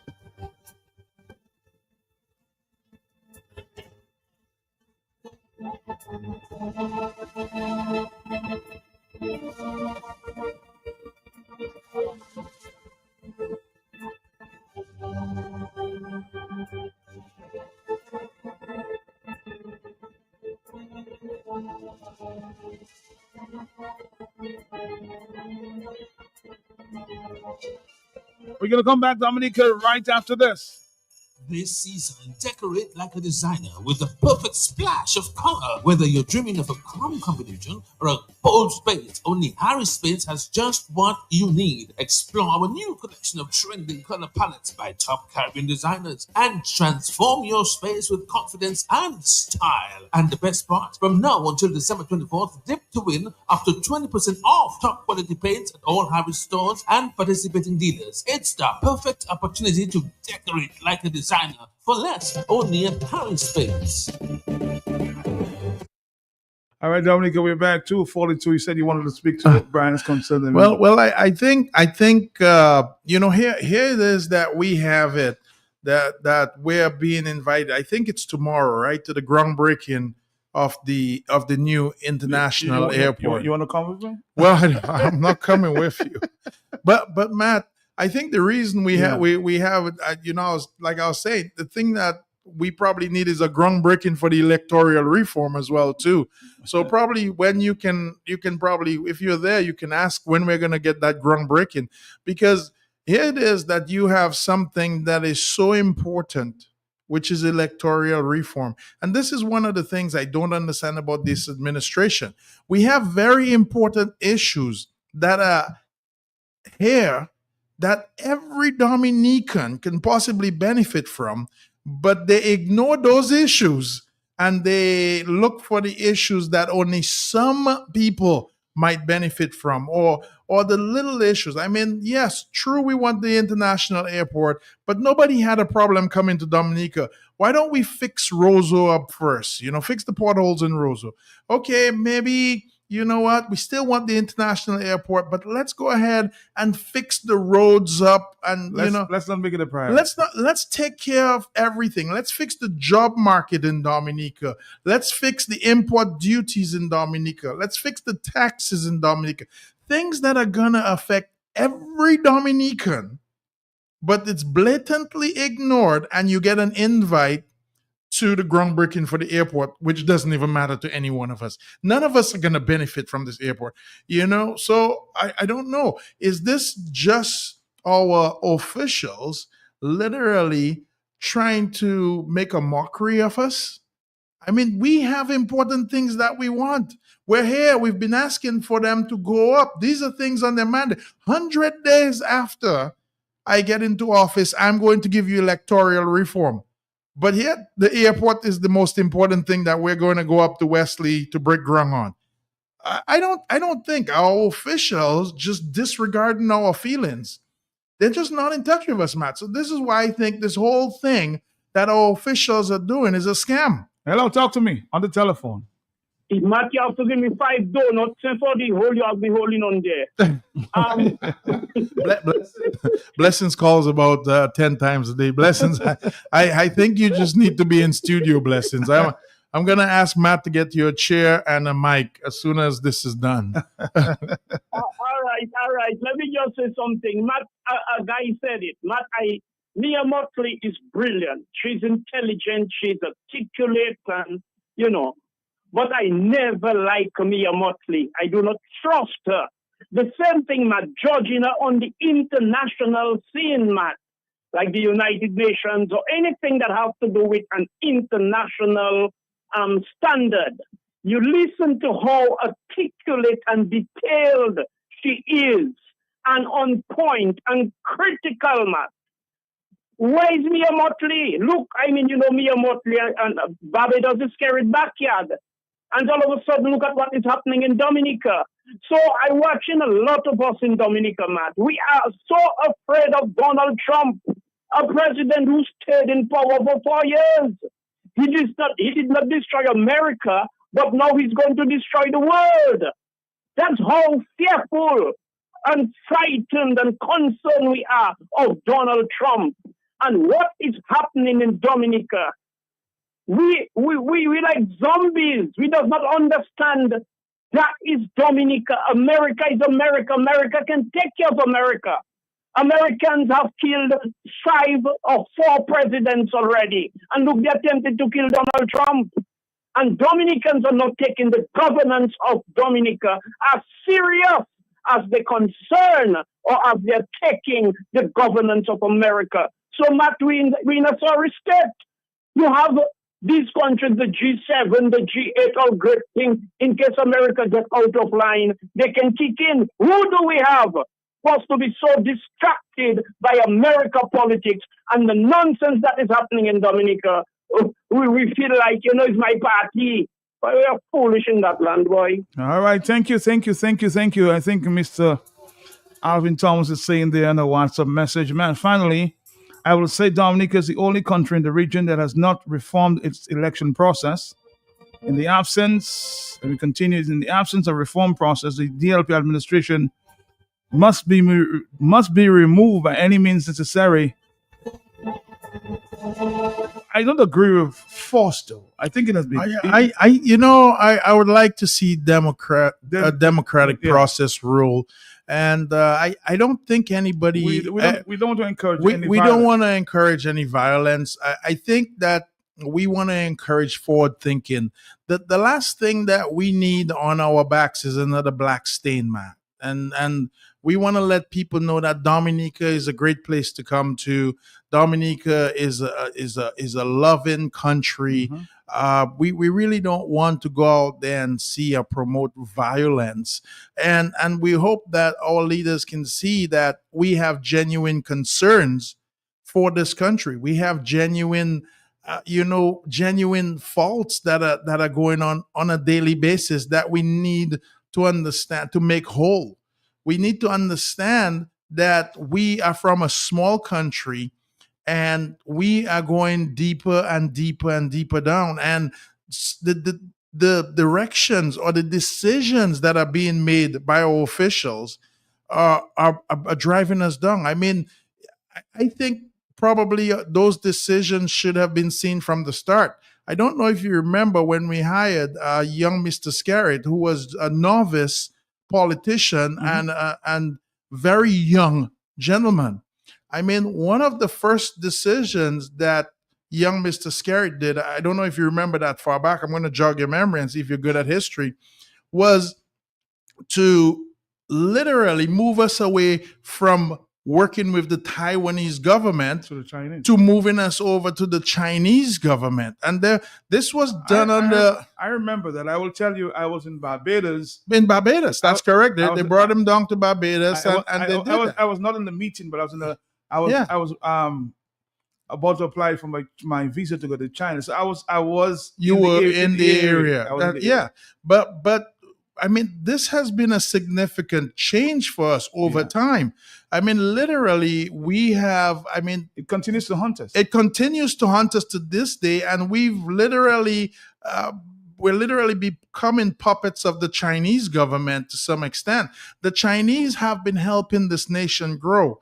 But Matt, the question is, at what expense? Is it free? It's nothing is free. I mean, for us to even no free lunch. No free lunch. If we're gonna sit here and think it's free, Matt, that's an insult to our intelligence right there.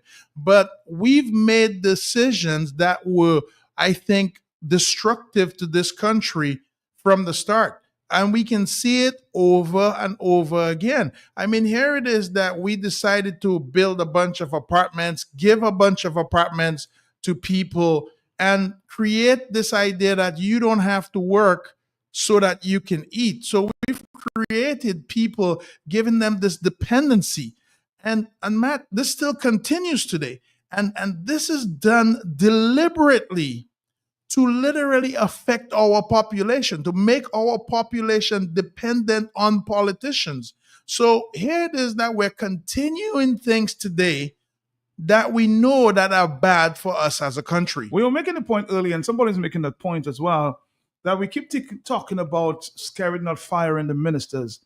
But the problem is Scarrett. So why are we not firing Scarrett? Next time it comes up as a vote, maybe we should talk about it. I mean, and this would be a good. This would be a good question to ask. They're having a delegate conference, and I'm pretty sure you'll be there, right? But he has not challenged. The party has not challenged him. He said he'll be unopposed. But you the delegate conference. This is a good question to ask among the delegates, because here it is that you have somebody who is probably not putting the best foot forward, and nobody says anything. But nobody in that group has the balls to challenge him. I don't know if that's true, Matt. I don't know if that's true. I would hate to think that would be so. Oh, you would hate to? I would hate to think that would be so. I would think that if we saw something going wrong, like Mayor Motley said, we should say something and we should do something. And we shouldn't just do it for the higher ups. We should do it among our own. Help me understand, Andy. Help me understand which minister of government would challenge Scarrett at this Well, time? first of all, I don't know all of them, and I don't know any of them personally, so I can't give you that answer, Matt. I apologize. I have to humbly bow out to that question. But he said at a recent meeting that they had in that was Salabert that nobody put up their hands to challenge him. Again, I don't subscribe to anything this gentleman says. I don't see any truth in his discussions. I mean, listen, if you want to know how our prime minister lies, it's when he opens his mouth. I honestly believe that. I have not seen one true word that has honestly come from our prime minister that has honestly happened the exact same way that it was or was said to have happened. I'm sorry. All right. I am a non-believer. You're a non-believer. You have to be, in the Bible it said, Thomas denied. That's right. How talk to me on the telephone. Yes, good. Yes, Mr. Peltier. I'm here. Yes. Because remember in the book of Daniel, I think maybe chapter 9, or 8 or 9, when there was this king they called Nebuchadnezzar, that opened his mouth large and say and to build and build and build and build and do what he had to do and think he had it all. When he opened his mouth, he said, "Isn't this the place that I never did?" You know what God did to him? He sent him out in the field for 7 years eating grass, make his body turn like an animal, and on the dew and sun there. And when he came, he said it all the time like that there. God, he came to his senses and said, then he realized God is good. And he apologized to God, and then he said, anybody that says anything about God, so nobody that come in, nothing new in anything. No one that come on to lift up their wings too high. God will allow you to do it, and then God will bring you down. God will, you cannot be say, he who exalts himself shall be abased, and he who humbles himself shall be exalted. So no nothing new under the sun. When God ready, you do what he has to do. All right, caller, thank you very much. From an informed position, I can confirm that none of the ministers cannot challenge Skerrit. They are mortally afraid of him. That's somebody who knows what they're talking about. Okay. I you know, again, like I said, I don't know the answer to the question. So I'm glad that there are people that do know the answer to the question. Let's see if we can take a voice note there before we go. Yes? Good afternoon. Good afternoon. And while I would like to agree that we don't want any more stains on Dominica, and we want a democratic process to take out Skerrit, but it's not going to happen. Because he won't leave peacefully, not even if the best electoral laws. So the only way to take Skerrit out is to truly kick him out, to grab him and pull him out of the prime minister's seat. That is the only way he will leave. What is a greater stain, Matt, on Dominica than the death of Dominic and Langlois? Matt, isn't it a greater stain to have crooks and criminals with our diplomatic passports running around the world? That is a greater strain, a greater stain than pulling Skerrit out of the office of Prime Minister. And until Dominicans decide to stand up and do what is right for Dominica, that is, it's not going to happen. Nowhere else is going to come and do it for you. You all are so concerned about the US and Trump and everything else, but you all have your own Trump. Trump, at least Trump is against the blacks, the gays, the this, the that. This one is against his own black people, putting us under slavery one more time. And this time to the Chinese who are going to kick us. Look, they start to do food already. Say, for your Kuma, but the only good thing Skerrit has done in Dominica is Fesha Mary got Palicoyon. Good afternoon to you, Brian. Good afternoon to you, Matt. Good afternoon to you. Again, I'm just saying that I don't. You might disagree. I just don't support violence, huh? I don't know. That's the wrong way to do it. We have to stick to our democratic processes, and you know, I think the world is watching. The world has been paying attention, and Matt, that could mean too.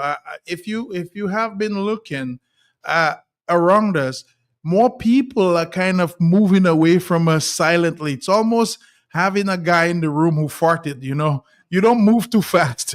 You just move slowly away from him. You know. You know, so I think that's kind of what people are seeing when they see us sometimes. They're seeing us, but they're like, yeah, let's stay away from it. And I think if we can build that office back with confidence, if we can build Dominica back with confidence, if we can go back to the idea and the phrase Dominica strong, then people will want to come back and do business with us. People will want to come back and invest in Dominica. Our economy will start to grow again. You will see factories being built here. If we can get the standards, the clarity, the transparency that we want. But when people see the way that we're behaving currently, Matt, they're never going to come close to us. They're going to walk away silently. I suspect we're going to take two final phone calls, you know. Andy's always entertaining. Speaking facts to power. Hello, talk to me on the telephone, yes? Yes, Mark. Good afternoon. Good afternoon to you, ma'am. Mark, Yes. we're too nice in Dominica. That is why people hopping on our back. We say just like donkeys right now. We're too nice. We're too nice, you're saying. So what should we Yeah, do? we say just like donkeys. What should we do? What should we do? Mark, what we should do, Mark, if you have somebody working for you and the person not doing your job and you have to pay the person, what you have to do? We have to fire them. That's Okay. it?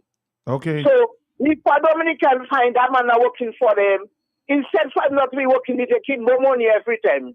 So let us sit down there and just say, reform. Let me see how we gonna get reform. All right, caller, thank you. It's never an easy job handling the telephones here, but we'll try. Hello, talk to me on the telephone. Good.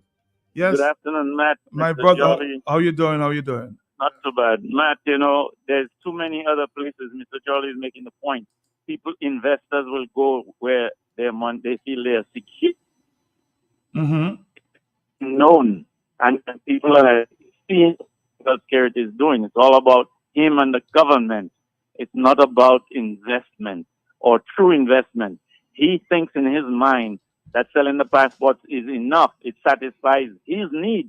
He can use it to manipulate, and he doesn't really care about the business sector. He really doesn't care because his needs are being satisfied by the CBI program. Simple as that.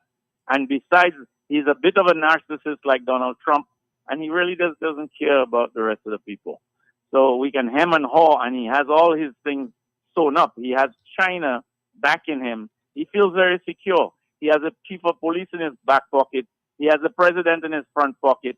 He's very secure. We have to shake him up in a way that is not violent, but bring him to a reality, shake him up to a realization that the voters have power. Take back our power. Somehow or other, we must find it. And the only way to do it is for us to unite and do it together, peacefully. But it can be very effective and it can be very fast. Andy, we of course we enjoy your presence every week and will continue until you leave the island. But the question, on everybody's mind, why is every other business person very silent in Dominica? I don't know. I mean, what's the fear? I don't think there's a fear, man. They're suffering. They're suffering. Well, I know they're suffering. I know business people are suffering. But you know what I also understand as well? I also understand the fact that here it is that we have an environment. I talked about the battered syndrome thing already, but here it is that we have an environment, man. And I think people are not seeing change. They're not seeing the change coming forthwith. Even though that they're prescribing to the change, even though that they're wanting the change, they're just not seeing it. Mm-hmm. So I think there's a lot of people who have become discouraged.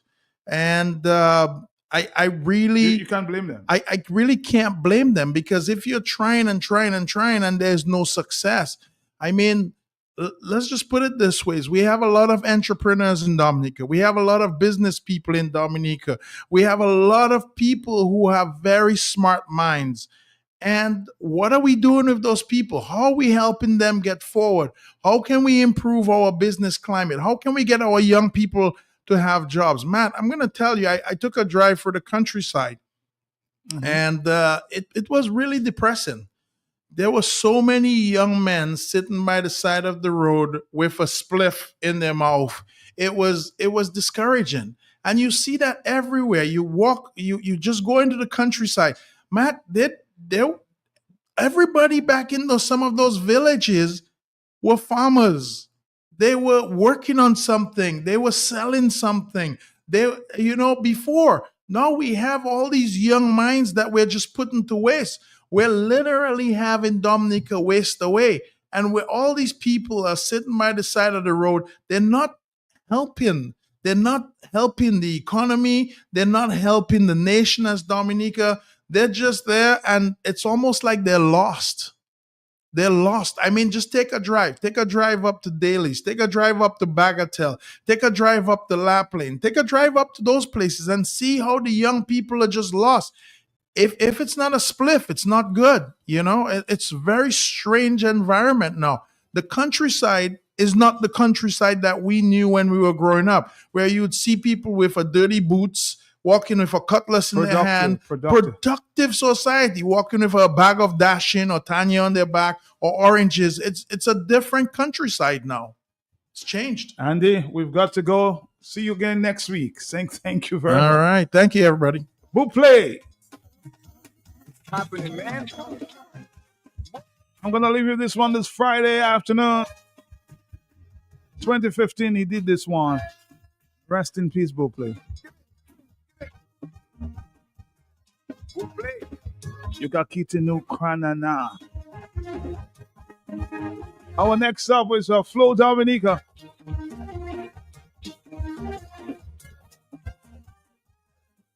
My good friend Carl came down to Dominica, first time in a long time. I don't know why he vexed with man like Hunter. Is with me he chose to line. Everywhere we went, he had disappointment upon disappointment. So he stood on the pavement and he began to vent in his Dominican American accent. What a lovely beast, man. What I see in there, I can't find a ripe banana in Dominica. Just like Canada and America, it's only grapes and apples I see selling everywhere. Yo kitenu granana, granana, uvel mala, diaspora, no banana. Le puxala kite domni granana, boy. Well, how I do? Massive is out, speeding, getting.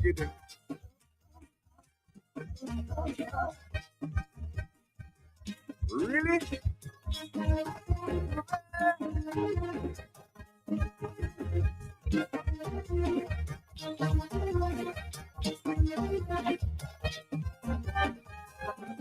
He say he know the debate between workers and labor, and that's Katoka. He say those fellas, they do like Dominica, it's what they doing there.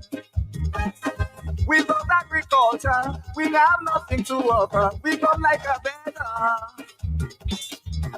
An old banana farmer, say first time in 70 years, he find himself hanging a hand of green banana.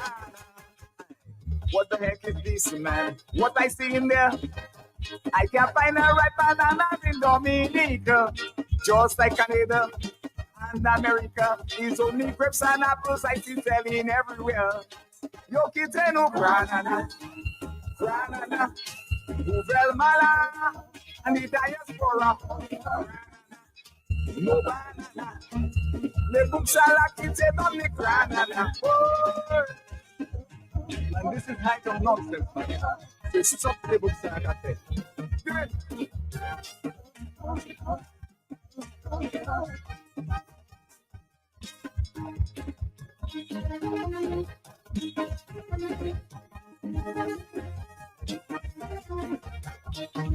Have they all gone mad?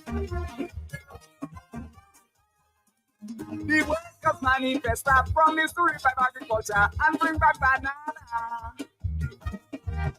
But the diaspora say bala, they keep in their labor.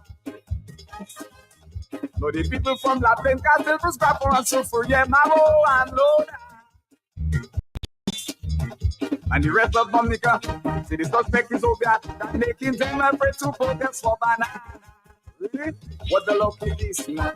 What I see in there, I can't find a ripe banana in Dominica. Just like Canada and America, it's only grapes and apples I see selling everywhere. Yo kitenu granana, granana, uvel mala, and the diaspora. No banana, le buksala kitenu ni granana, granana, granana, uvel mala, and the diaspora. Granana, no banana, le buksala kitenu ni granana, granana. Granana, uvel mala, and the diaspora. No banana, the books are lucky, they come the granana.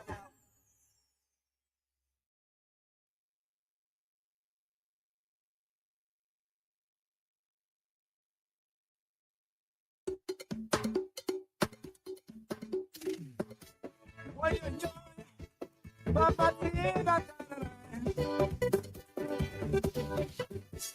where mama, where Mama Chise Mole. Hey, boy.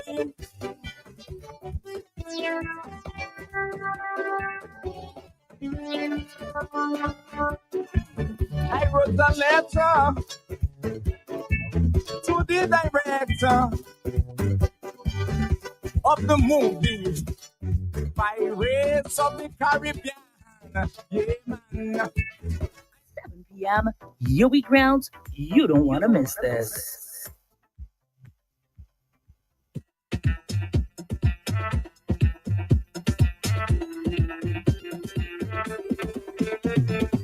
When I reach any party, everybody don't know